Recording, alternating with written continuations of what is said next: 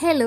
എൻ്റെയൊക്കെ വീട്ടിൽ മുറ്റത്തൊന്ന് കറങ്ങി വരുമ്പം തന്നെ ഉച്ചക്കത്തേക്കുള്ള തോരനോ മെഴുക്കുവരട്ടിക്കോ ഒക്കെയുള്ള ഐറ്റംസ് കിട്ടാറുണ്ട്. അതായത് ഈ ഓമയ്ക്ക അല്ലെങ്കിൽ വേലിച്ചീര അങ്ങനെയുള്ള പലതും. അങ്ങനെ പുതിയൊരു ഐറ്റമാണ് ഈ ഒരു ഇല. ഇതിൻ്റെ പേരെന്താണെന്ന് എനിക്കിപ്പോഴും അറിയില്ല.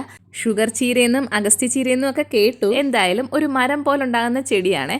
ഇതിപ്പോൾ തുരുമ്പ് പിടിച്ചൊരു പിച്ചാത്തി എടുത്ത് മിയ എന്നെ ഹെൽപ്പ് ചെയ്യാൻ വന്നിരിക്കുകയാണ്. അപ്പോൾ ഇതിൻ്റെ നടുക്കത്തെ ആ ഞരമ്പ് കണ്ടിച്ച് കളഞ്ഞിട്ട് വേണം ഉണ്ടാക്കാൻ. ഇത് ചെയ്തുകൊണ്ടിരുന്നപ്പോഴാണ് കക്കാർച്ചിക്കാരൻ വന്നത്.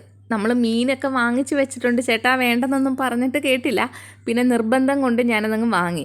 അപ്പോൾ ഉച്ചക്കത്തേക്കുള്ള തോരനുള്ള കാന്താരി മുറ്റത്തുനിന്ന് പറിക്കുക. ഞാൻ പറഞ്ഞല്ലോ, നമ്മുടെ വീട്ടിൽ നിന്ന് നടന്നു വരുമ്പം തന്നെ നമുക്ക് കറി വയ്ക്കാനുള്ള സാധനങ്ങളൊക്കെ കിട്ടും. തേങ്ങയും കാന്താരിയും വെളുത്തുള്ളിയും ഇത്തിരി മഞ്ഞപ്പൊടിയും കൂടെ ചേർത്ത് ചതച്ചാണ് ഈ തോരൻ ഉണ്ടാക്കിയത്.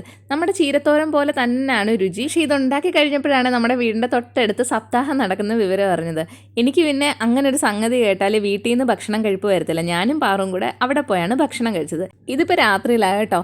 ചോറിൻ്റെ കൂടെ ആ ഉച്ചയ്ക്ക് ഉണ്ടാക്കിയ ചീരത്തോരൻ എന്ന് തന്നെ ഞാൻ പറയുന്നത്. അതിൻ്റെ പേരെന്താണെന്ന് അറിയാവുന്നവരൊന്ന് കമൻറ്റ് ചെയ്യുക. പിന്നത്തെ കറി നങ്കമീൻ പറ്റിച്ചത്, കക്കായിറച്ചി തോരൻ, മോര് കറി, പിന്നെ ഒരു മീൻ കറിയും കൂട്ടി നല്ല കുശാലായിട്ടുണ്ട്. അപ്പോൾ ഇത്രയുള്ള വിശേഷം. ബായ്.